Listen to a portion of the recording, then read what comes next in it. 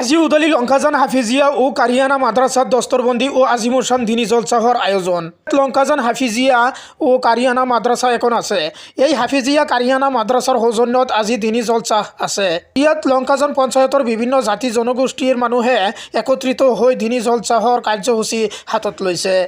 ইয়াতে বহা দোকান বজাৰবিলাক পৰিচালনা কৰাৰ কাৰণে চন্দন বৰাক পৰিচালনা কমিটিৰ সভাপতি হিচাপে নিৰ্বাচিত কৰা হৈছে আৰু বিতুপন শইকীয়াও লগত আছে।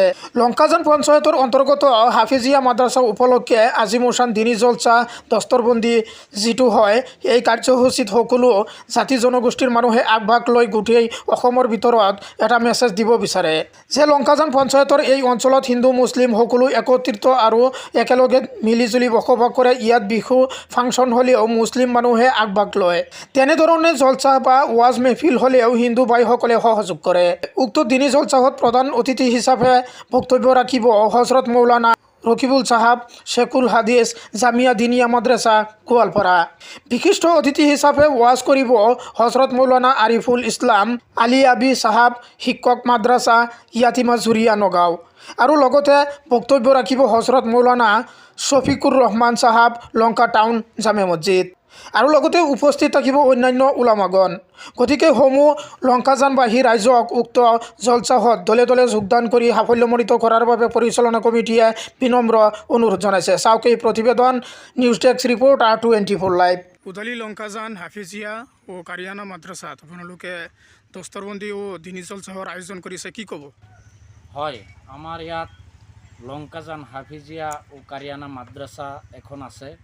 এই হাফিজিয়া মাদ্ৰাসাৰ সৌজন্যত দিনী জলসা ও দস্তৰবন্দী আজি ইয়াত আছে।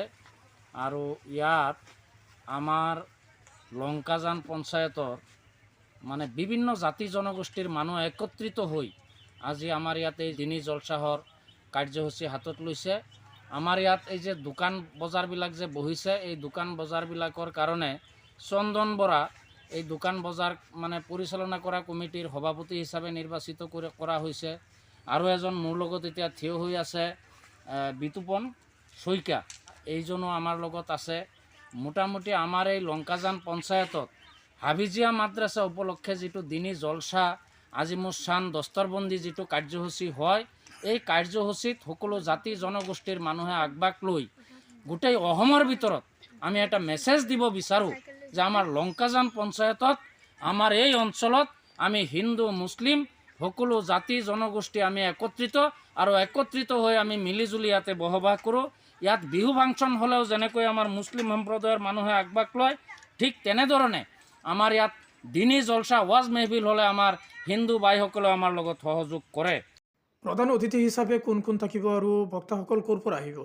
আজি ইয়াত জলসাহত প্ৰধান অতিথি হিচাপে ইয়াত বক্তব্য ৰাখিব হজৰত মৌলানা ৰকিবুল ইসলাম সাহাব শেখুল হাদিস জামিয়া দিনিয়া মনসুৰিয়া মাদ্ৰাসা গোৱালপাৰা। বিশিষ্ট অতিথি হিচাপে বক্তব্য ৰাখিব ৱাজ কৰিব হজৰত মৌলানা আৰিফুল ইসলাম আলিয়াবি সাহাব শিক্ষক মাদ্ৰাসা ইয়াতেমা জুৰিয়া নগাঁও। আৰু লগতে বক্তব্য ৰাখিব ইয়াত হজৰত মৌলানা শফিকুৰ ৰহমান সাহাব লঙ্কা টাউন জামে মছজিদ আৰু অন্য ওলামাগণ। গতিকে মই আজিৰ এই সংবাদ মাধ্যমৰ জৰিয়তে সমূহ লঙ্কাজানবাসী ৰাইজক এই জলসাহত দলে দলে যোগদান কৰি সাফল্যমণ্ডিত কৰাৰ বাবে মই বিনম্ৰ অনুৰোধ জনাইছোঁ। আৰু গোটেই অসমব্যাপী মানে গোটেই ৰাইজক মই অনুৰোধ জনাইছোঁ আমাৰ এই দিনী জলসাহৰ কাৰণে যাতে দুৱা আশীৰ্বাদ কৰে, আমি যাতে ইয়াত হিন্দু মুছলিম সকলো জাতি জনগোষ্ঠী একত্ৰিত হৈ আমাৰ সমাজখনক আমি আগুৱাই লৈ যাব পাৰোঁ।